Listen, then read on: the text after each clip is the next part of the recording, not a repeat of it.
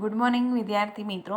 આજે આપણે ધોરણ 9 સંસ્કૃત વિષય ચેપ્ટર નંબર છે 13 તેના વિશે અભ્યાસ કરીશું. ચેપ્ટર નંબર 13 છે દૃષ્ટા ગૌગ્રહ્ય સ્વપ્નતઃ. દૃષ્ટાત ગૌગ્રહ્ય સ્વનંત એટલે કે સદભાગ્યે ગાયોનું અપહરણ સુખાંત થયેલું છે. અહીંયા મહાકવિ ભાસ વિરચિત ત્રિઅંકી નાટક પંચરત્રમાંથી આ નાટ્યાંશ લેવામાં આવેલો છે. ભાસની આ નાટ્ય રચનામાં મહાભારતના મહાન વિધ્યસક યુદ્ધને જાકારો આપી દેવામાં આવેલો છે. પાંડવોનો અજ્ઞાતવાસ પૂરો થવામાં હોય છે તેવા સમયે દુર્યોધન એક યજ્ઞ કરે છે. આ યજ્ઞમાં આચાર્ય તરીકે ગુરુ દ્રોણ હોય છે. ગુરુ દ્રોણ દુર્યોધન પાસેથી યજ્ઞની દક્ષિણા તરીકે પાંડવોને અડધું રાજ્ય આપવાનું માગે છે. ગુરુ દ્રોણ છે એ દુર્યોધન પાસેથી યજ્ઞની અંદર દક્ષિણા સ્વરૂપે એવું માંગે છે કે પાંડવોને એમના ભાગનું જે અડધું રાજ્ય છે તે આપી દેવું. દુર્યોધન આમ તો આ સ્વીકાર ન હતું, છતાં શકુનીએ મૂકેલી એક શરતને આગળ કરીને દુર્યોધન એ દક્ષિણા આપવા માટે તૈયાર થઈ જાય છે. શરત એ હોય છે કે 5 જ દિવસની અંદર 5 જ રાત્રિમાં પાંડવોની ભાળ મળી જવી જોઈએ. આ પૃષ્ઠભૂમિમાં ભીષ્મ પિતામહની કહેવાથી કોઈ જ કારણસર કૌરવો વિરાટનગર તરફ કૂચ કરે છે અને વિરાટ રાજાની ગાયોને હાંકી જાય છે. આ ગૌગ્રહણને રોકવા માટે વિરાટ રાજાને ત્યાં અજ્ઞાત વેશે બલ્લવ નામે રહેલો ભીમ અને બૃહલ્લા નામે રહેલ અર્જુન સક્રિય બને છે અને કૌરવ સેનાને હાંકી કાઢે છે. સાથે સાથે તેઓ અભિમન્યુને પકડી લાવે છે. આ સમયે વિરાટની રાજસભામાં જે દ્રશ્ય રચાય છે તેનો સંપાદિત અંશ અહીં રજૂ કરવામાં આવેલો છે. વેશ પલટો કરીને સાથે રહેલા પિતા અર્જુન તથા કાકા ભીમને અભિમન્યુ ઓળખી શકતો નથી. બંને વડીલો અભિમન્યુને ખીજવવામાં ઈરાદાથી જ સંવાદ કરે છે. તે ખૂબ જ હાસ્યસભર છે.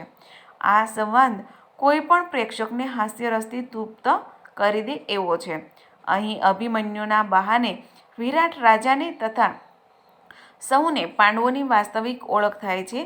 પેલી બાજુ 5 રાત્રિમાં આ રીતે પાંડવોની ભાળ મળી ગઈ હોય ગુરુ દ્રોણની કહેવાથી દુર્યોધને પોતાનું અડધું રાજ્ય પાંડવોને આપી દે છે. આમ અહીં યુદ્ધની ઘટનાને ટાળવામાં આવી છે.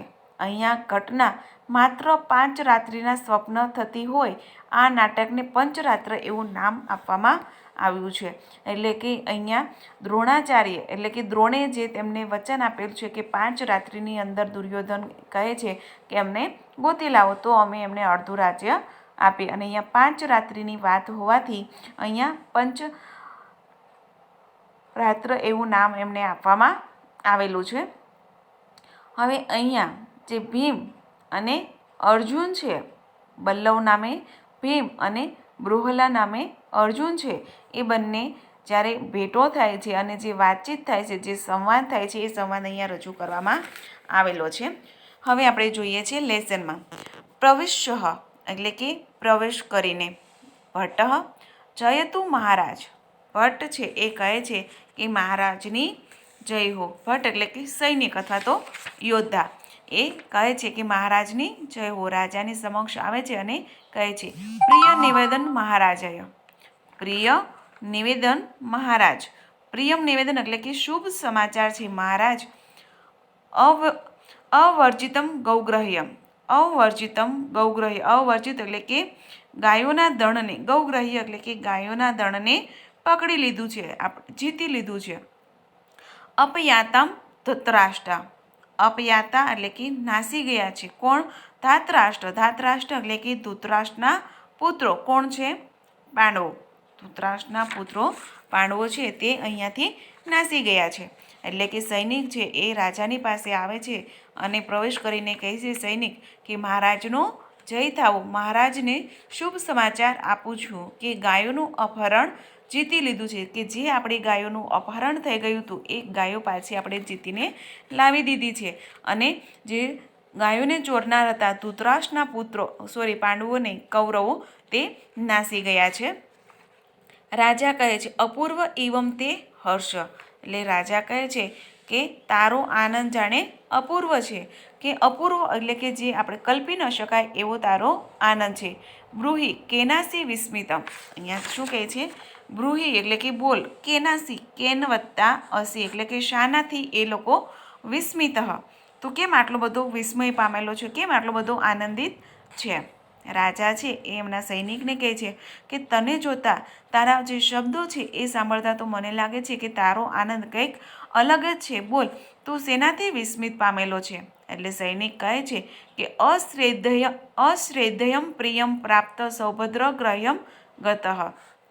એટલે શું કહે છે કે અશ્રદ્ધેયમ એટલે કે વિશ્વાસ ન કરી શકાય એવો પ્રિયમ પ્રાપ્તમ એટલે કે શુભ સમાચાર છે. સૌભદ્ર એટલે કે સુભદ્રાનો પુત્ર. સુભદ્રાનો પુત્ર કોણ છે? અભિમન્યુ.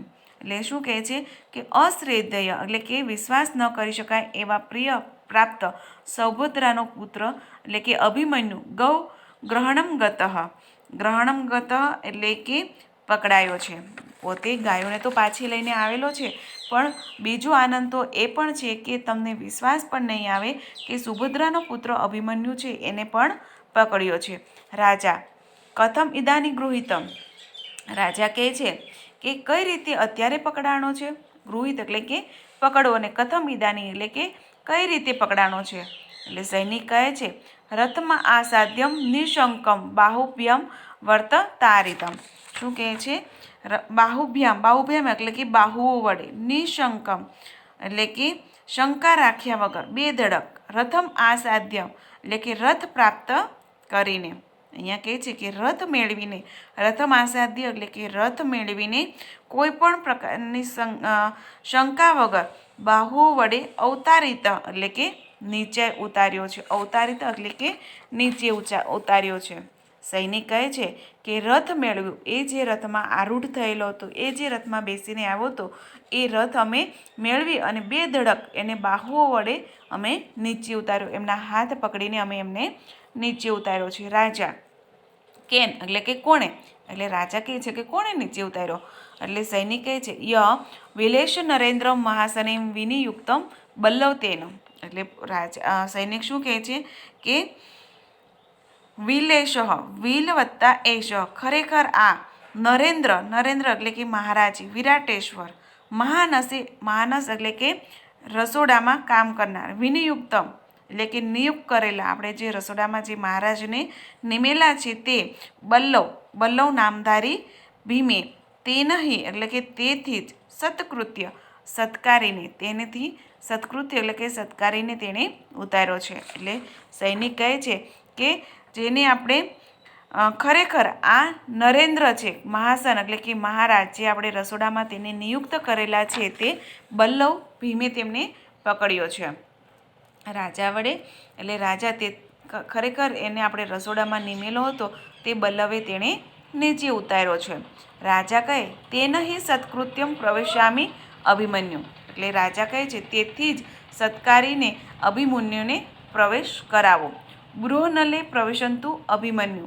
બૃહનલે એટલે કે બૃહનલ્લા અને અભિમન્યુને પ્રવેશ કરાવો. રાજા કહે છે કે બૃહનલ્લા એટલે કે જેણે પકડેલો છે તેવા બૃહનલ્લે અને પ્રવેશતામ અભિમન્યુને પ્રવેશ કરાવો. બૃહનલ્લા યદિ આજ્ઞામ અપી મહારાજ, જેવી આપની આજ્ઞા મહારાજ. નિષ્ક્રાંત એટલે કે બહાર જાય છે. તત પ્રવિશતિ અભિમન્યુ બૃહનલ્લા બલ્લવ ચ, અને પછી તરત જ પ્રવેશ કરે છે અભિમન્યુ, બૃહલ્લા અને બલ્લવ. બૃહલ્લા ઇતમ કુમાર અભિમન્યુ. બૃહનલ્લા કહે છે કે આ, જેથી અભિમન્યુ કહે છે કે હે કુમાર અભિમન્યુ, આ તરફ, ઇત એટલે કે આ તરફ. અભિમન્યુને અંદર રાજા પાસે લાવે છે અને બૃહનલ્લા અભિમન્યુને કહે છે કે અહીંયા રાજા છે, આ બાજુ. અભિમન્યાતઃ. અભિમન્યુ કહે છે કે અભિમન્યુ એમને કહે છે કે અભિમન્યુ ન્યાતમ એટલે કે હે અભિમન્યુ,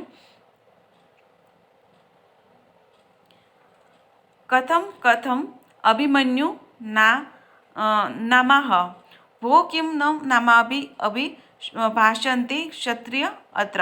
અભિમન્યુ એને કહે છે કે અભિમન્યુ નામ કેમ કેમ, કથમ કથમ એટલે કે કેમ કેમ, અભિમન્યુ ના નામ હું નામે અભિમન્યુ છું, વો કિમ નામ અભિભાષતી ક્ષત્રિય અત્ર, શું નામ વડે અહીં ક્ષત્રિયોને બોલાવવામાં આવે છે. જ્યારે એને કહે છે ને કે આ બાજુ અભિમન્યુ, એટલે એમ કહે છે કે હું અભિમન્યુ મારું નામ છે, કેમ કેમ, હું તો અભિમન્યુ છું. અરે શું નામ વડે અહીંયા ક્ષત્રિયોને બોલાવવામાં આવે છે, એટલે કે હું તો ક્ષત્રિયો છું અને ક્ષત્રિયને આવી રીતે નામથી બોલાવવામાં આવે છે. બૃહલ્લા અભિમન્યુ સુખમ આસ્તે તે જનની, એટલે અભિમન્યુ એને કહે છે કે અભિમન્યુ તારી માતા મજામાં છે ને. બૃહનલ્લા છે એ અભિમન્યુને પૂછે છે કે અભિમન્યુ સુખમ આસ્તે તે જનની, જનની એટલે કે માતા, તારી માતા મજામાં છે ને. અભિમન્યુ કથમ કથમ જનની નામ, એટલે અભિમન્યુ કહે છે કેમ કેમ માતાને તમે પૂછો છો. કિમ ભવાન ધર્મરાજમ મે ભીમસેનમ ધનંજય યંથા પિતૃવદાક્રમ્યમ સ્ત્રીગતામ પૂછ્યતે કથામ. કિમ ભવાન ધર્મરાજ, કિમ ભવાન એટલે કે શું આપ મારા ધર્મરાજ છો. મેં ભીમસેનમ ધનંજય, ભીમસેન છો કે ધનંજય, ધનંજય એટલે કે અર્જુન છો. એટલે અહીંયા અભિમન્યુ છે એ બૃહનલ્લાને પૂછે છે કે શું તમે મારા ધર્મરાજા છો, ભીમસેન છો કે પછી ધનંજય એટલે કે અર્જુન છો. યત્ય પિતૃવદક્રમ્ય કે પિતાની જેમ આક્રમક કરીને તમે સ્ત્રીગતમ પૂછ્યમ કથા, કે તમે મને સ્ત્રી વિશેની વાત પૂછો છો. અભિમન્યુ આમ ગુસ્સામાં આવી જાય છે અને પૂછે છે કે શું તમે મારા કોઈ વડીલ છો કે તમે આવી રીતે મને એક સ્ત્રી વિશે પૂછી રહ્યા છો. બૃહનલ્લા કહે અભિમન્યુ અપી કુશલમ દેવકી પુત્રો કેશવ, એટલે છતાં પણ બૃહનલ્લા છે એ તો એમની પૂછવાની જે પ્રવાહ છે એ સતત વહેતો રાખે છે. એટલે બૃહનલ્લા પૂછે છે કે અભિમન્યુ અપી કુશલી દેવકી પુત્ર કેશવ, શું દેવકી નંદન એટલે કે કેશવ મજામાં છે. કેશવ એટલે કે કૃષ્ણ, દેવકી પુત્ર કેશવ મજામાં છે. અભિમન્યુ કથમ તત્ર ભવંતમ અપી નામના, એટલે અભિમન્યુ કહે છે કે અત્યારે મારી ઉપર તમે શ્રીમાનને પણ નામથી તમે બોલાવો છો. એ તો કેશવ એટલે કે ભગવાન શ્રી કૃષ્ણ છે એને પણ તમે નામથી બોલાવો છો.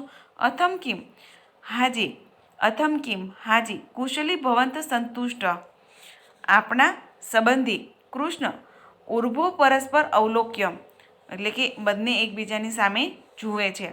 અભિમન્યુ કહે છે કથમ ઇદાની સાર્વજ્ઞમ એવમ માં હસ્તતે, એટલે અભિમન્યુ એને પૂછે છે કથમ એટલે કે કેમ, ઇદાની એટલે કે અત્યારે, મમ એટલે કે મારી, સા અવજ્ઞા એટલે કે અવજ્ઞા શા માટે મારી અવજ્ઞા કરો છો, માં હસ્તતે અને કેમ મારા ઉપર હસો છો. એટલે અભિમન્યુ એને કહે છે કે કેમ તમે મને આવા બધા પ્રશ્નો કરો છો, કેમ તમે મારી અવગણના કરો છો અને મારા ઉપર હસો છો. બૃહલ્લા કહે છે ન ખલ્લુ કિંચિત, એટલે બૃહલ્લા શું કહે છે ખરેખર કંઈ નથી, એટલે એ અહીંયા છુપાવે છે. હકીકતમાં અહીંયા બૃહલ્લા નામે કોણ છે, અર્જુન છે. એટલે બૃહલ્લા કહે છે કે ના ના કશું નથી. ત્વમ તું પાર્થ પુત્ર, તો તું અર્જુનનો પુત્ર છે. એને અર્જુન છે એને પૂછે છે, ખબર છે કે એમનો જ સંતાન છે પરંતુ અભિમન્યુ છે એમના વડીલોને ઓળખી શકતો નથી. એટલે કહે છે ત્વમ તું પાર્થ પુત્ર, પાર્થવ એટલે કે અર્જુન, તો તું અર્જુન પુત્ર છે.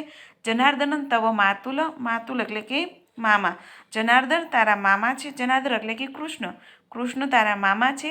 ત્વમ ચ તરુણમ અને તું યુવાન છે. તથાપિ તેન પદાતિના બૃહતી, તો પણ તે પગપાળા વડે પકડાઈ ગયો છે.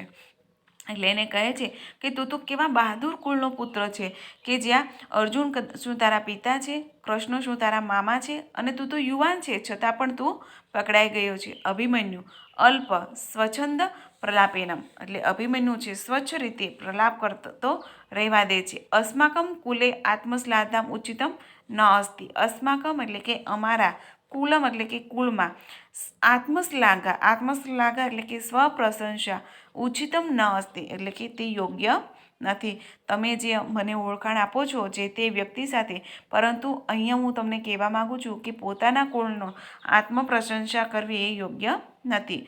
રણભૂમિ હતેશુ શરાનમ યશ, રણભૂમિમાં હતેશુ એટલે કે હણાયેલાઓ ઉપર, શરાન પશ્ય, શરાન એટલે કે બાણો જુઓ, માં વિના નામ અંતરમ ન ભવિષ્યતિ, મારા વિના બીજું નામ નહીં હોય.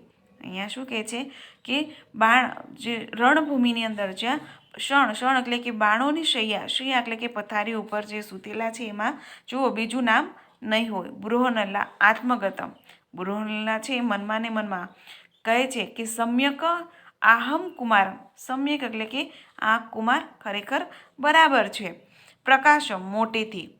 એવમ વાક્ય સ્વર્ગર્યમ એકમાત્ર વાણીની શૂરવીરતા છે. કિમ અર્થ તેનમ પદાતિનમ ગૃહિતમ. શા માટે તે પગપાળા વડે પકડાયો છે. એટલે અહીંયા બૃહનલા છે એ અભિમન્યુને ઓળખે છે, છતાં એમને જ્યારે કહે છે કે તું તો આવી વ્યક્તિનો સંતાન છે, એટલે ત્યારે અભિમન્યુ કહે છે કે અમે અમારા કુળની આત્મપ્રશંસા કરતા નથી. તમે રણભૂમિ ઉપર જે શૈયા ઉપર સૂતેલાની પણ તમે જોઈ શકો છો. એટલે એની પરાક્રમતા છે એ દર્શાવે છે. એટલે બૃહનલા કહે છે કે ના, ખરેખર આ વ્યક્તિના અવાજની અંદર એમની શૂરવીરતા તો દેખાય છે. કેમ પરંતુ એ કેમ પગપાળા ચાલતો જતો હશે. અભિમન્યુ અશસ્ત્ર મામ અભિગતમ અસ્મિ ગ્રહણમ ગત. એટલે અભિમન્યુ શું કહે છે કે શસ્ત્ર વગર મારી ઉપર આવી ગયો, તેથી હું પકડાઈ ગયો છે. મારી પાસે કોઈ શસ્ત્ર નહોતા. અશસ્ત્રો એટલે કે મારી પાસે કોઈ શસ્ત્ર ન હતા. મામ અભિગતમ અને તેણે મને પકડી લીધો છે. રાજા કહે ત્વમ અર્યમ ત્વતામ અભિમન્યુ. એટલે રાજા એને કહે છે કે ઉતાવળ કરો, અભિમન્યુ જટ લઈ આવો. બૃહનલા ઇતમ કુમાર એશો મહારાજ ઉપસત્યુ કુમાર.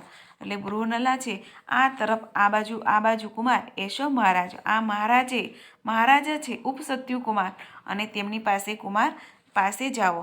અહીંયા બૃહનલા છે એ અભિમન્યુને હવે રાજાની પાસે લઈને આવે છે. તો અહીંયા જે રાજા છે એમની પાસે અર્જુનને પકડીને લાવેલા છે એની વાત કરવામાં આવેલી છે. હકીકતમાં અભિમન્યુની સાથે જ અહીંયા અર્જુન પણ છે અને ભીમ પણ છે. તો અહીંયા આપણે અધૂરો લેસન છોડી દઈએ છીએ. ફરી પાછા જ્યારે મળીશું ત્યારે એ લેસનને આપણે આગળ ચલાવીશું.